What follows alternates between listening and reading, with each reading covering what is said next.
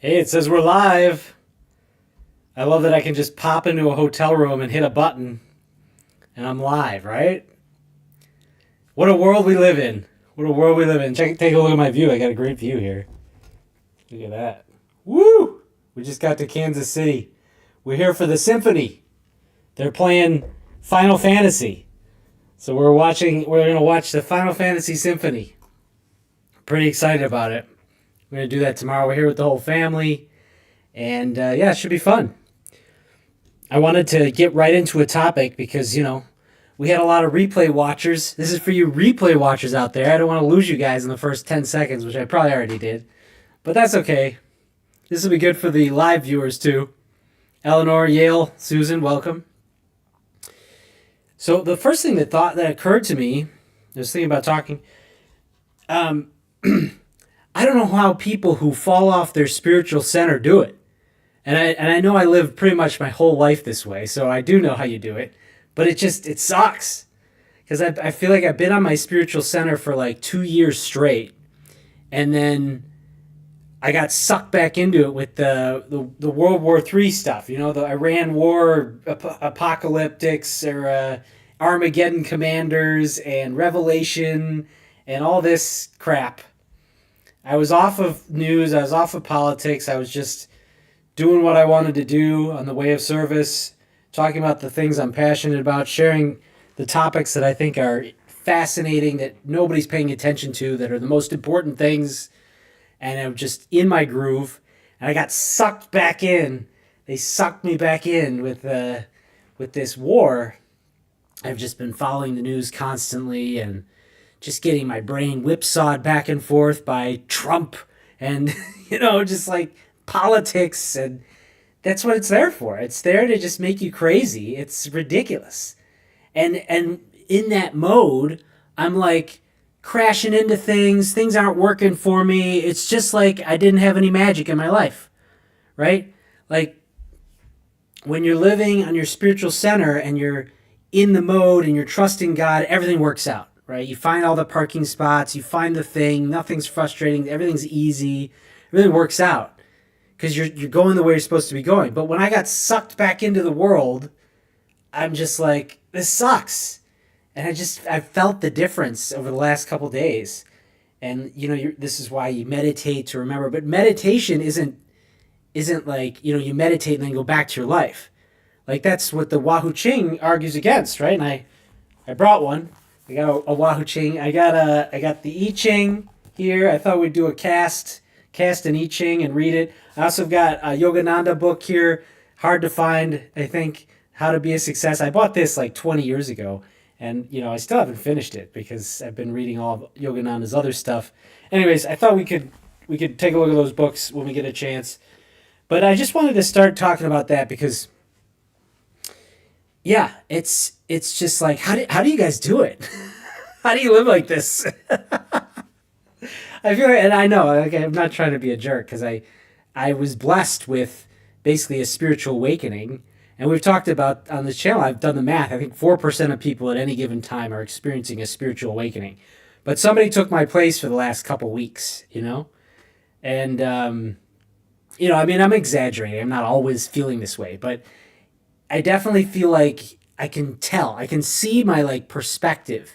And I'm not in touch with that peace as easily and as quickly as I was maybe a couple weeks ago before I started paying attention to this war.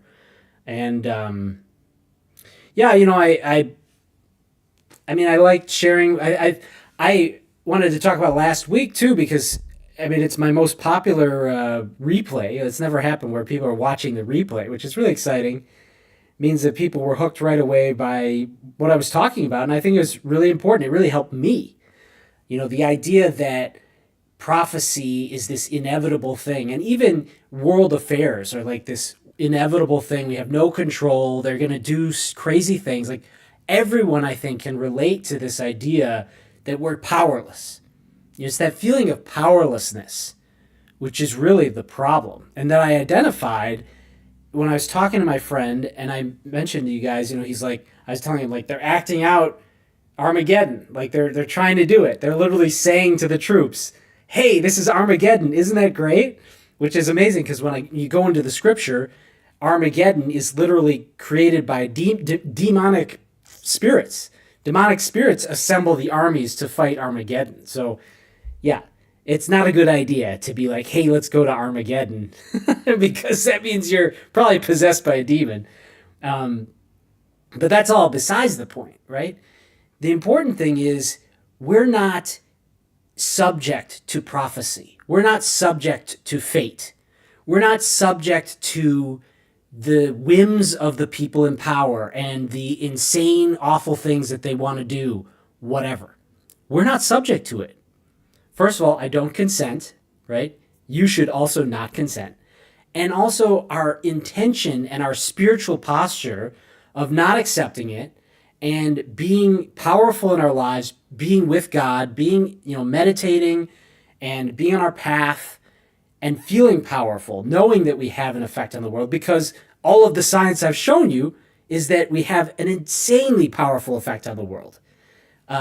Everything from near-death experiences in life review to literally scientific evidence that people affect random number generators, and they affect the growth of barley seeds, and most importantly, they affect the levels of violence. Violent crime goes down when there's large groups of people meditating.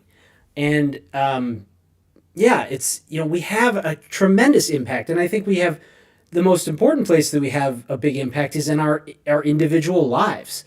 I think God has made creation such that you have an absolute, almost complete control over your own personal life.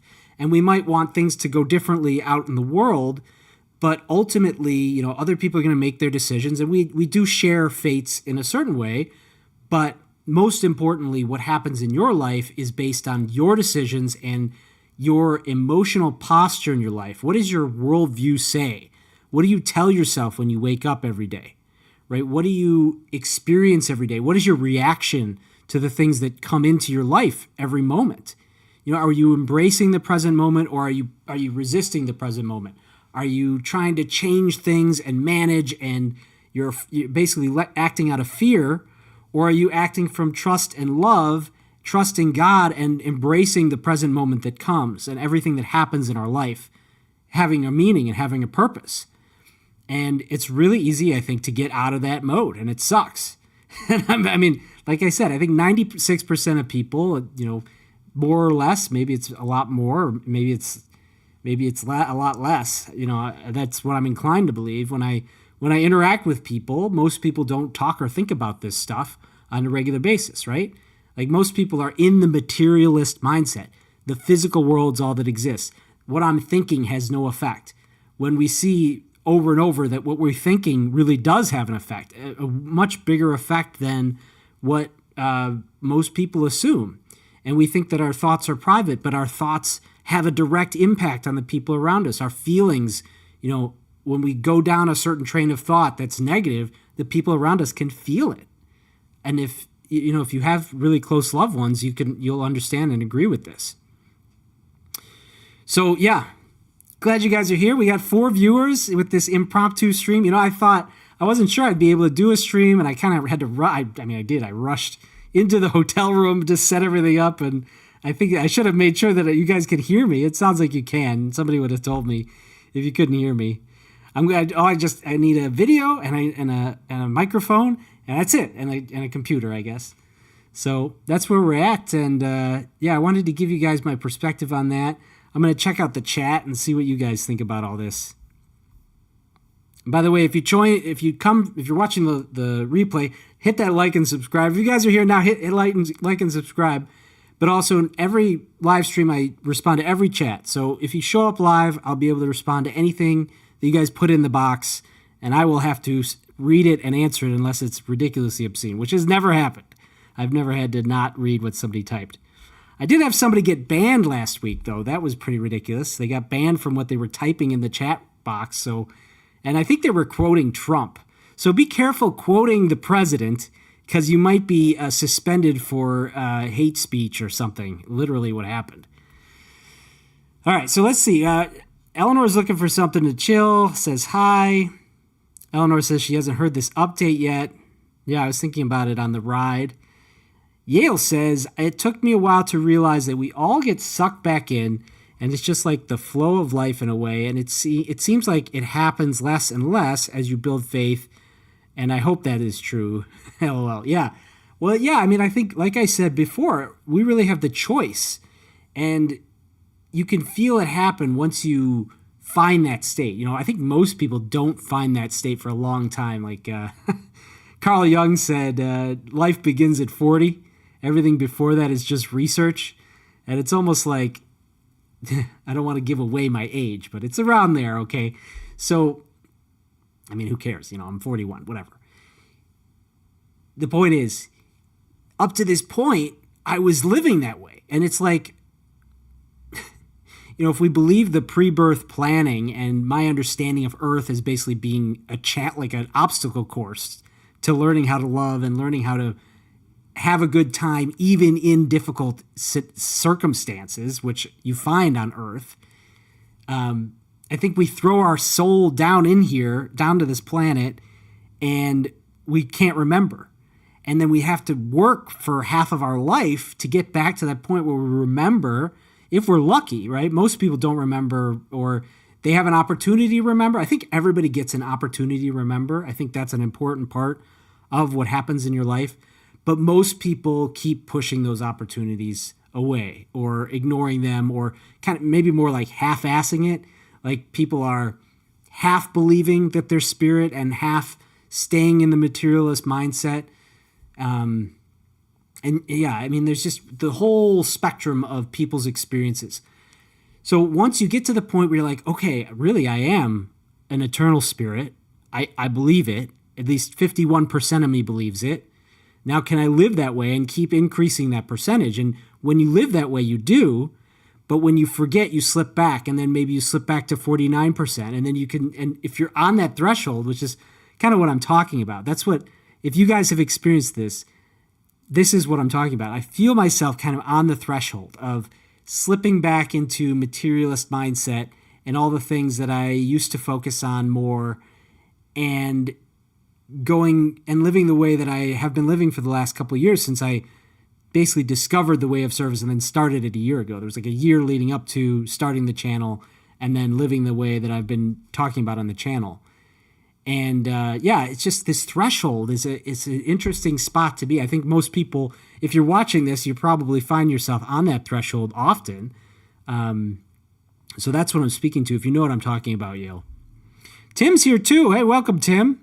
I hope you're still here. I don't know. I lost somebody because I only have 3 viewers now. I had 4 at the beginning. There was my wife and mother who are in the building, and then Yale and Tim. So I hope we didn't lose anybody. Hey, we're back to 4. Okay, good. I wonder if you guys get disconnected or what, or, maybe you're making dinner, or, I don't want to listen to what Danny's talking about right now. So I'm going to tune out and tune back in. Anyways, Tim's here. Yale says, it seems like these huge things matter, and they do. But if we truly trust in God, that nothing happens without him and for his reasons that we cannot understand. Yeah, I agree with you, Yale. And, I think you tried to make this point to me last week, and maybe I deflected you. And I agree with you more now, with a little bit more distance from it. And I think the only reason I disagree with you last week is because it was my job to present the argument that I wanted to present, because I think it's a problem that we do run into. And I want to make sure that people don't let this powerlessness, or this it's powerlessness, it's fear, it's inevitability for awful things to happen. I don't want to let that in. And that was my biggest message to everyone. I don't want you to accept what's happening in any way. That doesn't mean you need to focus on it or talk about it or even think about it, more than once or twice a week, or, when it comes into your experience. God will orchestrate that. If you're supposed to be talking about this with people, you'll find yourself in conversations where you'll have an opportunity to speak the truth, or you'll find yourself with a YouTube channel talking to, I think I did talk to a lot of people, actually, because that got a few hundred views, at least more than usual. So I take it seriously. I want to deliver an important message. But yeah, I don't think you need to spend too much of your time unless you're called to do that. If you're called to speak out against the war, then you should do it. And, I think I am in some ways, but in some ways I'm not, because like I said, getting too focused on it, it really pulled me off of my spiritual center. And it's not, I was having a way better time when I was ignoring the news for a year or two. I mean, not completely, but mostly ignoring the news. Whereas, before that, before the last couple of years in the spiritual awakening, yeah, I would read the news multiple times a day. Right now I'm reading it like constantly, which is really bad. And it's funny because I'm having Claude do the research for me, and he's constantly like, you should go to bed. You should take a break. What's going on in your real life? And he's like, I think he's programmed to be like, hey, don't talk to me anymore. I'm like, Claude, I'm talking to you over days, okay? Like, I'm not just here asking you questions about the war continuously. Anyways, that's between me and Claude. All right, let's see. Let's go back to the chat.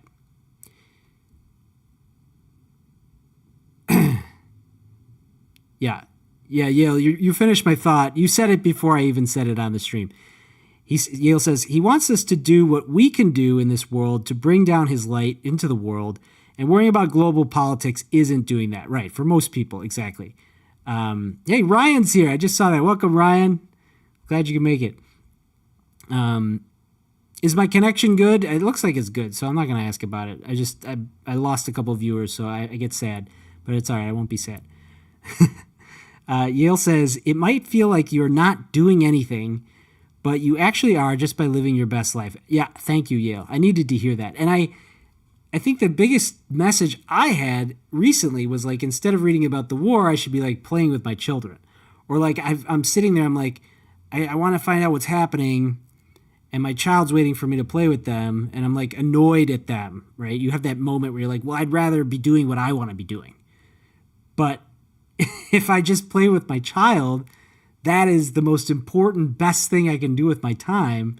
I'm being of service. I'm living the way of service. If I'm focusing on my child, giving them my attention, putting the phone away, so when I feel annoyed, that's me resisting the present moment, like I was saying before. I think when you do that habitually enough, you fall back out of sync with the universe and God is like, well, if you're not going to pay attention, I'm not going to help you. You can just keep banging into the wall there, which is what I felt like I was doing. Like I think I literally stubbed my toe yesterday, and I was just like, this is exactly where I'm at. Like, this sucks. You step on a Lego, you slam your toe into the wall for some reason.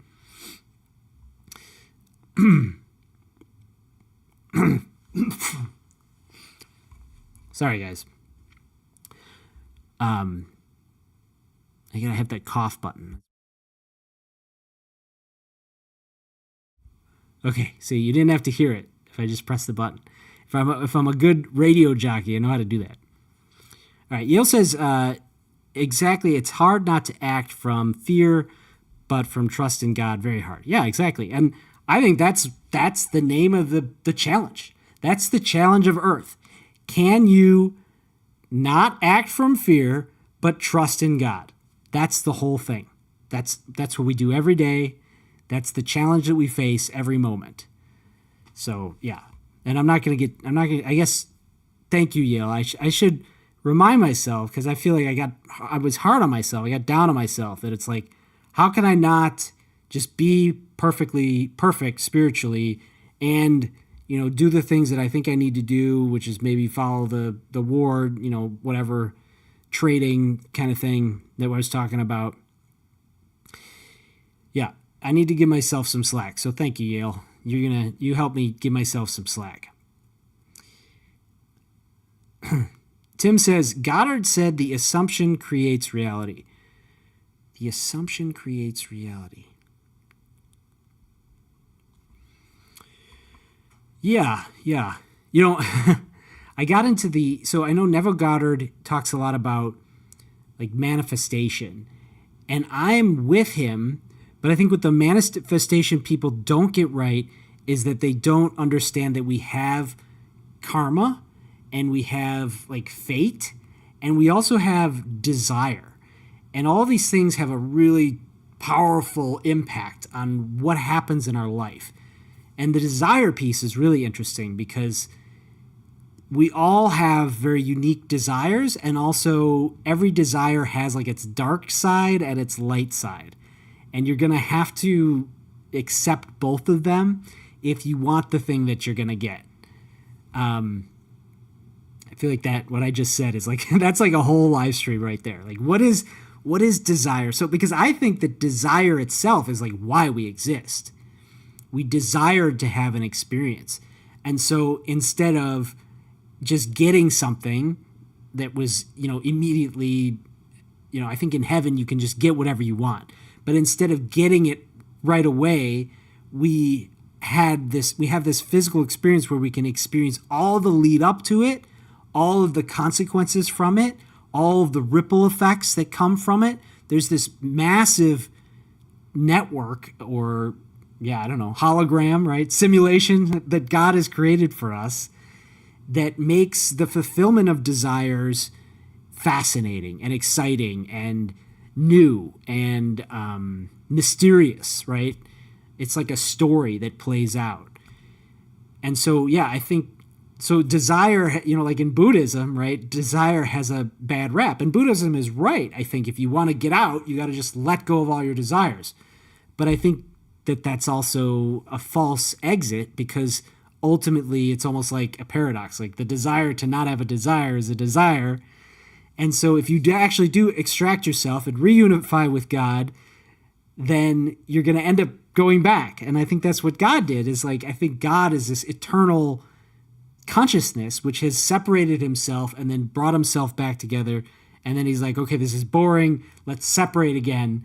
And then on and on back through eternity and out into fractal patterns. So sorry, I got a little carried away talking about that one. Okay. Do you guys like when I talk about cosmology like that? To me, the cosmology is the most fascinating subject. Cosmology being like, what is creation? What is the nature of God, But it's also, it's unknowable, and it's like, it's almost too far out there for most people. So I'm curious what you guys think about that topic, because I go off on it. I know there's a few people in the chat who like it. I know Ryan likes it.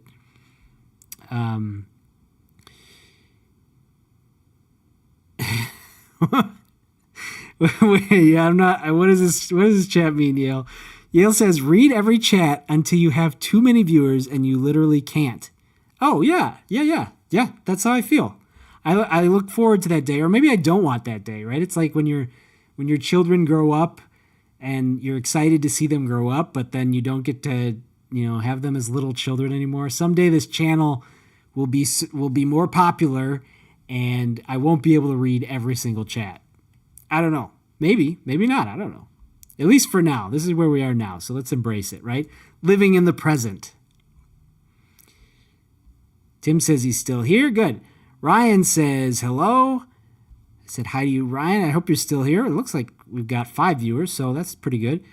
Yale says that is what we in Judaism call Yetzer Hara, evil inclination. And it's very powerful. It's essentially that little voice or small things that chip away at you and bring you back to the thing that are not spiritual. Right. Yeah, exactly. Yeah, and part of me really wants to have my cake and eat it too. I feel like that's one of the things in my life I've kind of tried to do is like, it's like, well, I can be spiritual and do all the worldly things too. And I think there is a truth to that.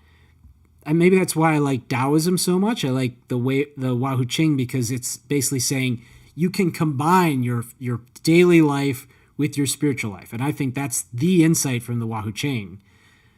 But the other side of it is like, if you want to be more spiritual, most people feel like they have to reduce the material part of their life. And I think that's true for the most part. But I also think every spirit has their desires in creation. And I think one of mine is to expand the spiritual into more of the material. So that's why on this channel I try to do applied spirituality, But there is an argument for just becoming a monk and not not having anything, getting rid of all your possessions and just focusing on God all day. It sounds pretty nice. Sounds like a really long vacation, to be honest with you, which is sometimes that's how I feel. Oh no, I'm down to 2 viewers all of a sudden. Oh, it's back to 5. I should just get that out of my, you know what? I'm going to move it so that I can't see how many viewers I have. Okay, there. That's better. Way better. Okay. Can't see how many viewers. Perfect. All right. Yeah, Yale says, and it's pretty much always pulling at you unless you overcome it totally. Yeah. And I feel like overcoming it totally is almost like that's like the spiritual awakening. It's like, and a lot of people have talked about it where they just have this week where they're like, they don't care about all the things they used to care about. And I think that's why meditation is so important. And like Yogananda teaches you, just focus on God. Just go back to God, over and over. Is basically his instruction is just think about God. Ask God for direction. Be in that mode where you're following God's will. You're just going with the flow of your life, you know? Keep doing it. And eventually you will feel yourself be free and you will see how things are working out. And I've seen that. So at this point, I've seen it so much that I can't go back. But then you go back and things don't work out. And then the fear kicks in again. It's like this self-perpetuating cycle that drags you back down. And I really feel like I'm kind of watching that happen in my head and in my life a little bit, like in minor ways, not like real ways, but in some minor ways.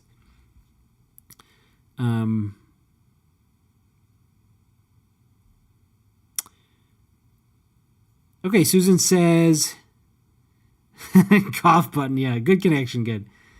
Susan likes the cosmology good too. Cool. Yeah. Actually, yeah. My mom does like the cosmology. Yale says, it's wild, but this is essentially Jewish view and also pretty close to what I believe, as well as at this point, that I think we were created to essentially be some sort of entertainment for God, where he wants to see us succeed or overcome evil, and he will reward us and give heaven on earth.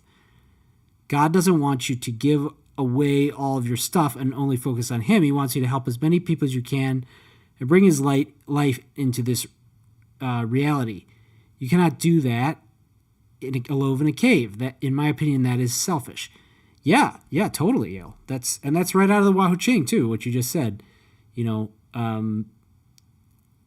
Lao Tzu says, go be with the people, love the people, learn from them, you know, serve them. And you're right, you know, like I said, being a monk is almost like a vacation. Like you're like, I'm going to not do that. And most monks, I think, still help people.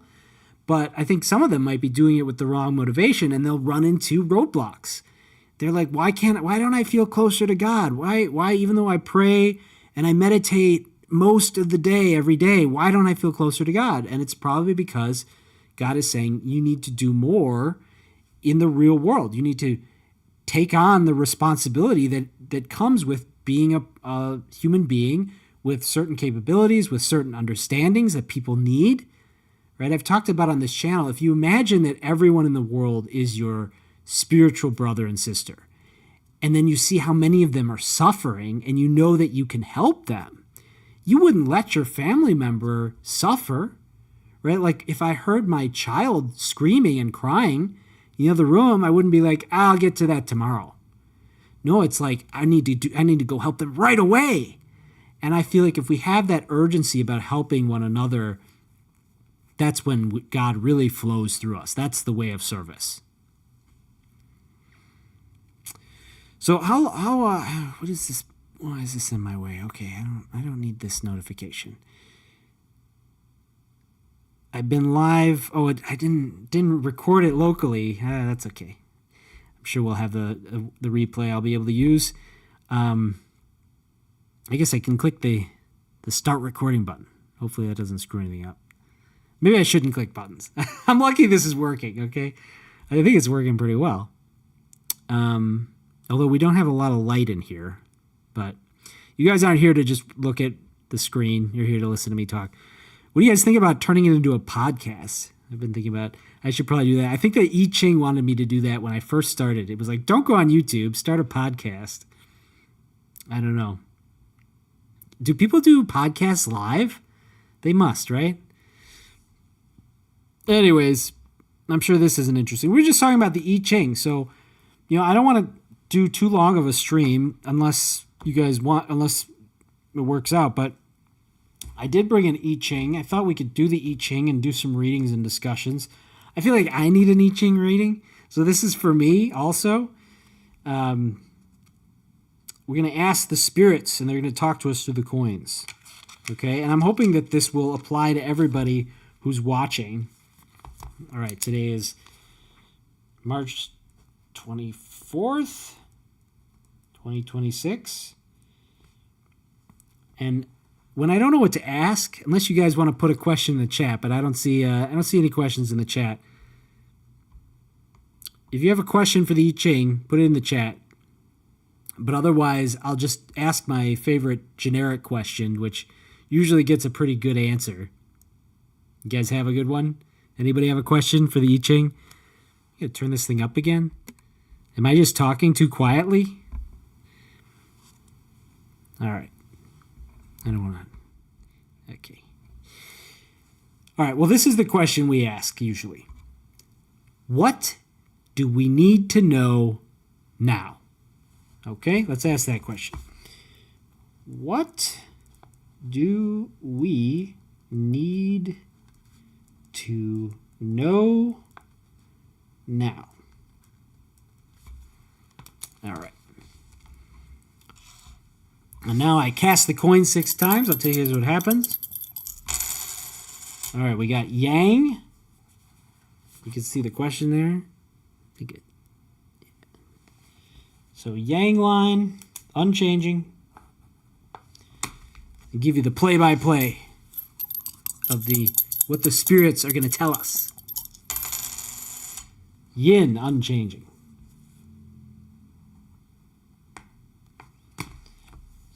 And then we'll get our first trigram. We can see what element we have. Oh, yin changing to yang. So this first one is thunder. Thunder changing to fire. So we already have thunder and fire going on. That's pretty exciting.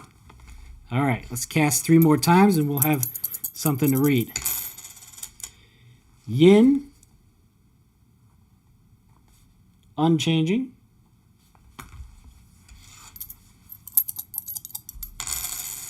Yin, unchanging. For a second there I was excited. I thought we were going to get the perfect hexagram, but we didn't. We missed. We don't get the perfect one. And then the last one, yin, unchanging. Lots of yin happening here. So that's earth over thunder changing into earth over fire. All right. You can see the hexagrams there. Now I got to look up, what does that mean? Thunder and fire. Get this handy dandy chart. Okay. So earth on top, thunder underneath, that's 24. 24. And then earth on top, fire on the bottom is 36. So now we go to 24 and find out what it is. This is the most exciting part. Can't remember what it is. Is it? No. What is thunder? Is it like return? 24. Ha! Look at that! I knew it was return. It's return. That's how good I know my I Ching, okay? My wife always says you should do more I Ching. I know it pretty good. It's true. Return. All right, let's read it. A time of darkness comes to a close. Wow. And they were just talking about a peace deal today in the war. Receiving this hexagram is a sign that you have reached a turning point. This moment is akin to the winter solstice. The greatest adversity is past, and the light is beginning to return. Nonetheless, one cannot force the completion of the change, and it is wise to rest. Act only when you can move gently and innocently, and all will be well. Fu, return, also comes as a reminder to return to the light in yourself. Growth is only possible when we relinquish the expressions of the ego, pride, impatience, anger, and desire. To act forcefully or ambitiously now will only generate misfortune. Let things develop naturally in their own way. Simply observe and accept changes as you observe and accept the as you observe and accept the rising of the sun. Read that again. Simply observe and accept changes as you observe and accept the rising of the sun. Allow yourself to rest and gather strength for a time of growth ahead. By holding to modesty, gentleness, and correct conduct, you prepare the ground for a fruitful blossoming when the light fully returns. So, yeah, I mean, isn't that what that's what I was just telling you about. It's like I've had this period of darkness, and now I guess I'm returning from it, which seems true. I guess I kind of have to make sure that I do that because there is a temptation to continue to focus on the things that I've been focused on. But, this is like, it's like telling me, okay, you've had this period of darkness. Now let's bring it to a close, right? And it's reminding me how to do that. Modesty, gentleness, and correct conduct. And, the winter solstice is interesting because it was just the spring equinox, which was also a key, a changing of the season. And I feel like the winter solstice and the spring equinox are very similar, right? Like the winter solstice is almost the beginning of the return to spring, and the equinox is like the full swing into spring. And so the winter solstice leads right into the equinox, which is where we are. So, yeah, I mean, that's what it says to me. What do you guys think? I don't see any more chats from anybody, so if anybody's still there, hit the chat button. I have 2 viewers now. I don't know. All right. I hope you guys are still there. Let's see, what else sticks out to me here? A time of darkness comes to a close. That first line, it's right at the top there. I don't know if you can read it.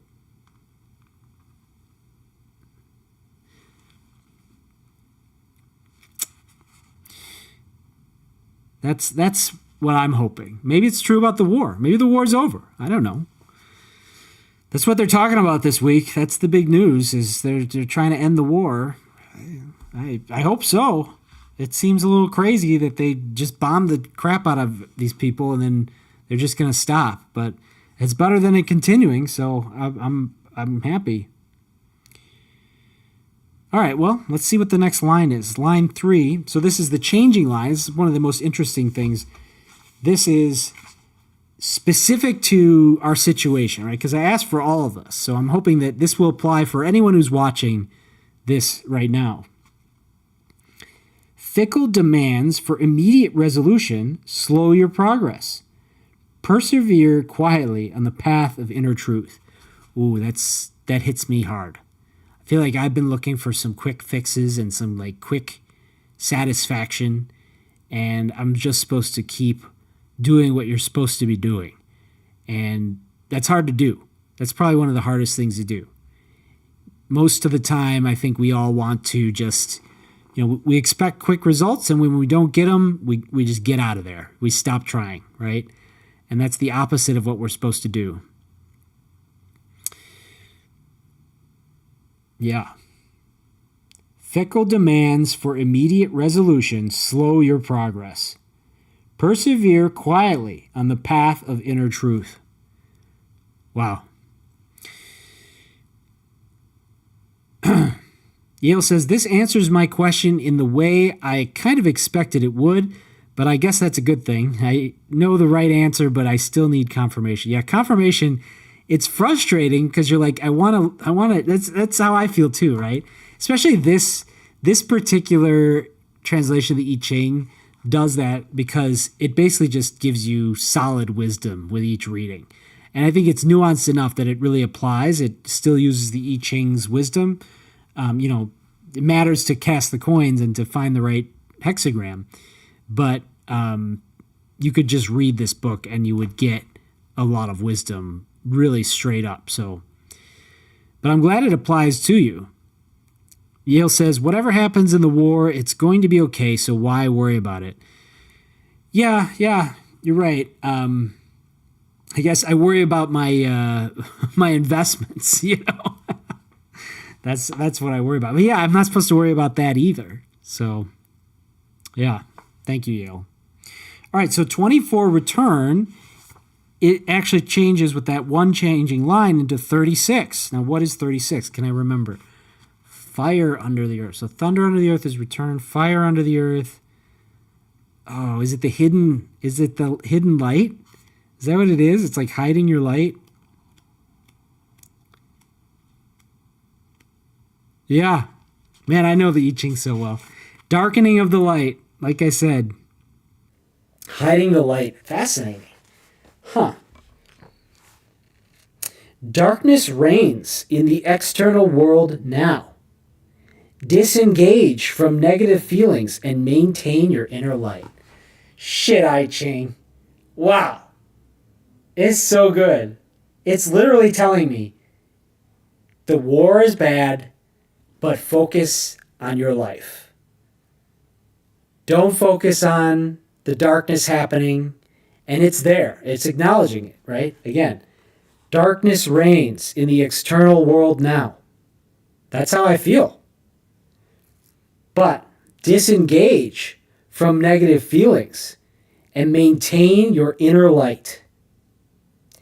This is a time when darkness and inferior energies surround you. The image is that of the sun completely swallowed by the earth.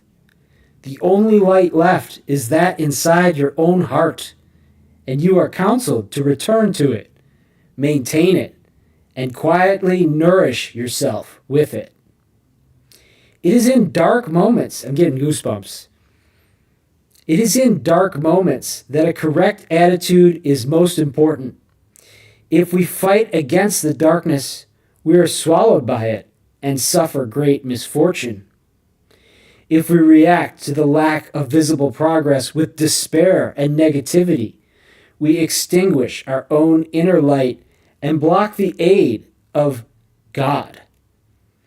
If we try to persuade others that they must return to the light, we exhaust ourselves in vain now. In a time such as this, it is wise to adopt a stance of outer disengagement and inner perseverance. Do not focus on or interact with the negative influences around you. This only strengthens their grip on you. Step aside, yield, let go. Allow people and events to pass without attachment. Direct your attention inside to your inner light, to your devotion to what is right, your conversation with the higher power. Progress may be slow, but there will indeed be progress. Remember that much of the work of the higher power is hidden from us, and that we enable and assist it by remaining detached, accepting, and reserved in the face of negative influences. Can I add shit? I can't add to this. I want to give you guys analysis, but it's so good. It's so perfect. Especially facing the war. Like for me, I don't know what you guys, I'm sure it applies to all of us because that's how the I Ching rolls. But, it applies to me in that way. That's really, really profound. That double reading right there. Like return to the light and nourish your light and accept that the outside world is kind of sucks right now. This is that time. Yeah.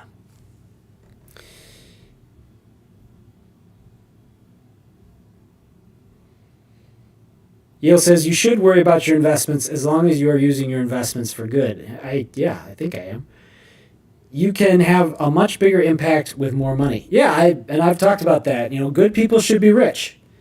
If good people don't have money, they don't have time to do the things that they're supposed to be doing. They're too busy working for a bad person and, basically doing bad because they feel like they have to, because they shun money.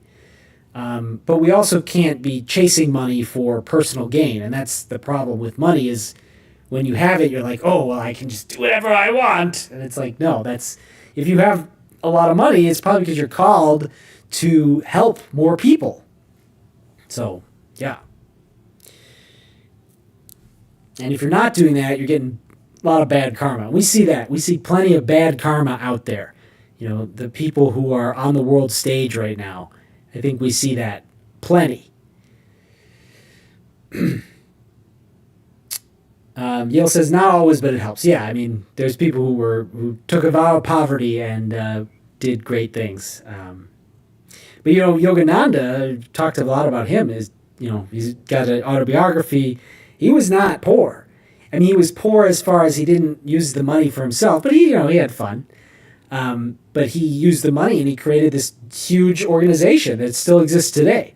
So I think that that's a key. And I think a lot of people are called to do that. A lot of people are called to share their gift in the world.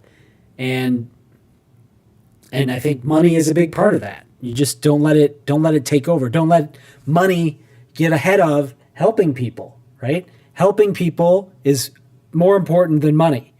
And if you can maintain that priority, then you're gonna do a lot better than if you do the opposite, which is what so many people do. Yeah, things are not good or bad, it's how you use them. Exactly. Yeah, that's true about anything. Yeah, that's an whole nother topic and live stream right there. Yale says, if you fight against darkness. Yeah, that was in there, wasn't it? If we react, let's see. Yeah, if we fight against the darkness, we are swallowed by it and suffer great misfortune. If we react to the lack of visible progress with despair and negativity, we extinguish our own inner light and block the aid of the creative. Yeah, and that's probably, what happens to me when I'm reading the news about the war. Is I'm doing that. It's like consuming me, and now I'm like part of it.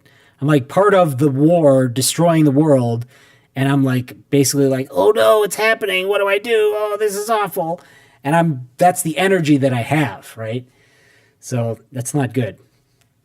Thanks, Ching. Thanks, Yale. I needed that. Tim says, I have not looked at any news since the war started. I haven't had the stress I hear from many other people. Yeah, and believe me, it's stressful. There's plenty to be stressed about in this situation. Yale says, love this. Yeah, I know. Wasn't that in a perfect reading? Yale says, this is exactly what I've been trying to work on. That's why you're here, buddy. This thing, it will speak to you if you show up. That's what it's just like. You can't deny it. You can't deny how perfect that is. So that's the I Ching, folks. I thought we would get those two numbers and we would read the same passages in the Wahoo Ching, and then we would read the same pages on the Path to Success, and then, I might call it there. We'll see what happens. All right, so what was it? It was 24 and 36, right? I should have remember it. 24:36. All right, let's read 24 in the Wahoo Ching. Almost turned right to it. 24. Can you guys see it? There we go. Subtle awareness of the truth of the universe should not be regarded as an achievement. To think in terms of achieving it is to place it outside your own nature. This is erroneous and misleading. Your nature and the integral nature of the universe are one and the same, indescribable but eternally present. Simply open yourself to this. I feel like that's a reference to our cosmology discussion earlier, right? It's like figuring out what everything is, I feel like I figured it out. And that's what I'm on here to tell you. I'm like, I figured it out, guys. And that's really important, but it's also like, it's the most ordinary thing there is, because yes, this is what we are. We are spiritual beings. We are one with God. We're living in God's perfectly designed universe. And so, yes, that's where we are. That's where we've always been. I'll read it again because it's so short and sweet. Subtle awareness of the truth of the universe should not be regarded as an achievement. To think in terms of achieving it is to place it outside your own nature. This is erroneous and misleading. Your nature and the integral nature of the universe are one and the same, indescribable, but eternally present. Simply open yourself to this. I love that first line. It doesn't even need the rest of the passage. All it needs is the first line. Subtle awareness of the truth of the universe should not be regarded as an achievement. That is so contradictory to everything, right? I mean, that's how I feel. I'm like, guys, look, I figured it out. Here, isn't this amazing? Listen to me. And I still feel that way, but it's not an achievement, right? It's not an end in itself. Like, you're not supposed to just figure it out and then, oh, I figured it out, I'm done. And I think a lot of people have that perception. They're like, oh, I know the truth, now I'm done. And first of all, you don't know the truth, right? You don't know it totally. There's always more to learn. And second of all, once you have this knowledge, you need to do something with it. And the answer is always serve, right? Help other people. Not necessarily even to learn what you've learned, but help them in the way that they need help. Because that's what's more important. More important than you sharing what you think is important is sharing what's important to them. I'm telling myself this, but I'm doing my best to do that. I have to meet you guys where I am able to share what I know, and also in a way that's helpful to you. And that's why I spend a ton of time preparing for most of my live streams. This one is not one of those, but that's okay. Hopefully you guys enjoy it anyways. So that's 24. 36. 36 is a little bit longer. Oh, I love this one. I actually turned this one into a short, one of my first shorts. I read this one. It is entirely possible for you to achieve immortality and to experience absolute joy and freedom forever. The practice of undiscriminating virtue is the means to this end. Practicing kindness and selflessness, you naturally align your life with the integral way. Aligning your life with the integral way, you begin to eliminate the illusory boundaries between people and societies, between darkness and light, between life and death. Eliminating these illusions, you gain the company of the highest spiritual beings. In their company, you are protected from negative influences and your life energy cannot be dissolved. Thus do you achieve immortality. Remember, it is not that those who cultivate wholeness and virtue in themselves do not encounter difficulties in life. It is that they understand that difficulties are the very road to immortality. By meeting them calmly and openly, however they unfold, and joyfully developing themselves in response to them, they become as natural, as complete, and as eternal as the Tao itself. I love this one because the key is knowing that difficulty is supposed to happen in life. A lot of people think that difficulty is because I'm doing something wrong. And sometimes it sort of is, but even when you correct that thing, you're going to come on to a bigger difficulty or a different realm of difficulty. Because every difficulty sharpens us into more of what we want to be, more of a perfect expression of what we are, of a spirit, a child of God. So, yeah, if your life is difficult, I think most people think it's a bad thing, but what I've found from my studies is that it usually means you're doing what you're supposed to be doing, especially if you're living your life true to yourself and you're still having a difficult time, it's where you're supposed to be. And there's something key that you need to learn. If you're tired, if you're feeling a difficulty over and over, the same one, then there's probably something that you're not doing. There's a lesson that you're resisting learning. And you definitely understand being sick of that difficulty, trying to get out of that difficulty. But don't be under the illusion that once you get past this difficulty, there won't be any more. There will be more. There'll always be more. So instead of being frustrated by more difficulty, be happy that you've surmounted the difficulty that you faced and now anticipate the next one. Enjoy the peace and the satisfaction once you get past the problem, but accept that they're going to keep coming. And, I think that they come in a way that is always meaningful, that's always expansive, usually, as long as we're on the right path, but they do always come. And sometimes that's hard to accept. It's like, and again, I think that's like the fear mindset, the clutching, like trying to get from the world mindset to be like, okay, like retiring, right? Or having enough money that you'll never need to make money ever again. Trying to get to that state and be like, okay, once I'm there, then I'll be able to live my life. It's totally backwards. Hey, Travis is here. Welcome, Travis.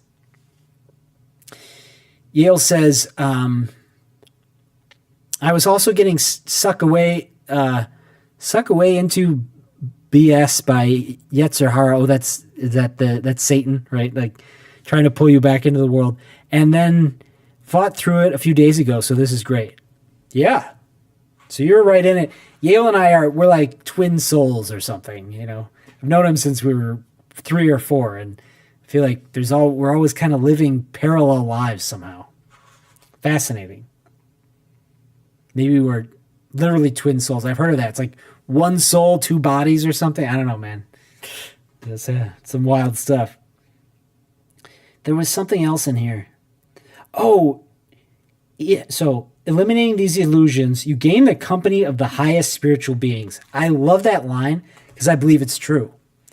I've seen plenty of evidence that our ancestors are with us. There are spirit guides with us. Jesus is watching you. God is watching you. Divine Mother is watching you. Mother Mary, whatever you want to call it.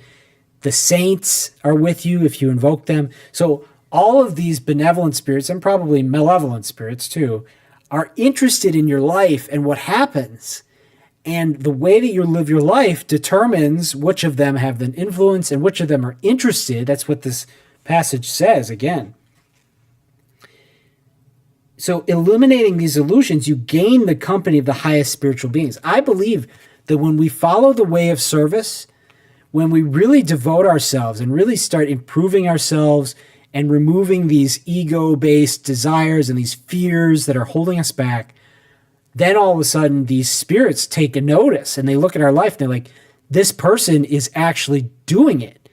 I'm going to go help them. And then when you forget and you go back, they're like, oh, I don't want to stick around for this. This isn't fun. I'm not going to watch this person waste their life, trying to make more money. So I withdraw my interest and my focus.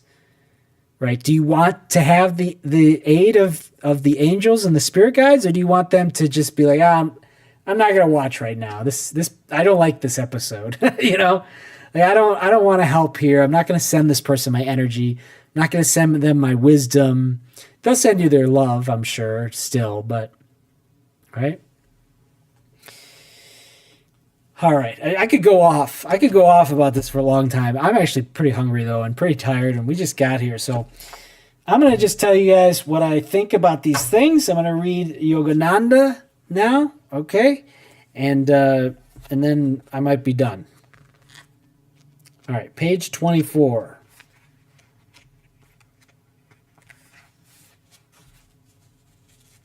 Yale says, twin souls type stuff is a thing, I think. I've also heard stories, righteous souls coming down and binding themselves with people for a time to help them or assist with something.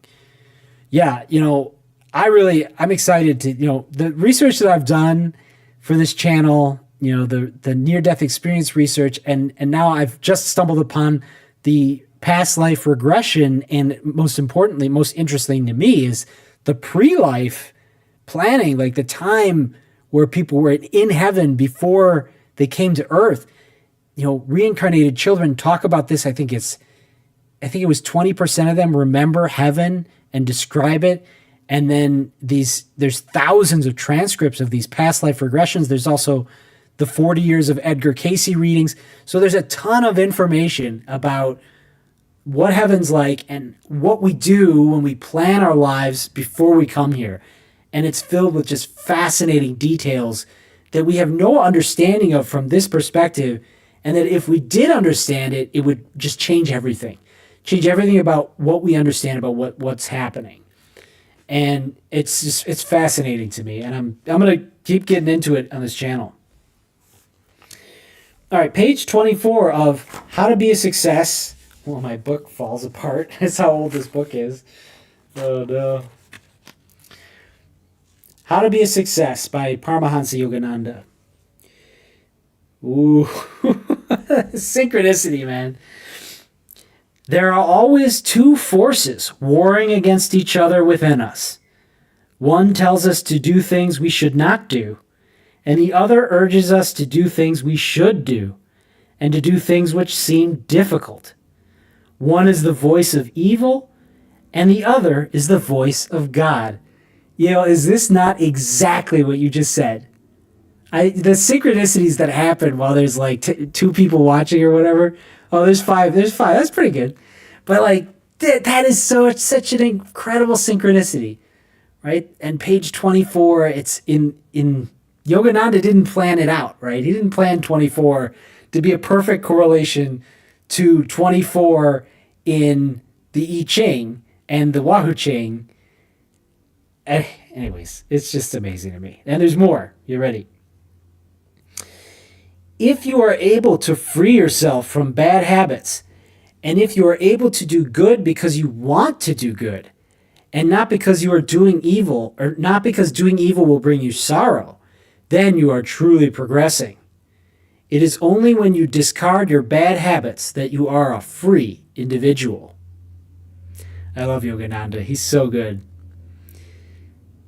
And that corresponds exactly to what I was just saying about the attention of higher beings, the assistance of higher beings. If you're doing good because you want to do good, and not just so that you can avoid the sorrow of evil, that's a key. And then there's another section here. I'll read the first paragraph, right? Reaching the source of will. I have mentioned some of the attributes you must cultivate in order to achieve success. Positive thoughts, dynamic will, self-analysis, initiative, and self-control. But these are only the first steps. Many popular books stress one or more of these, but do not give credit to the power which is behind them. Self-analysis should lead to a better understanding of the inner self. Self-analysis should lead to a better understanding of the inner self. The cultivation of dynamic will should flower in attunement with divine will. And so he gets into will, which is a whole subject.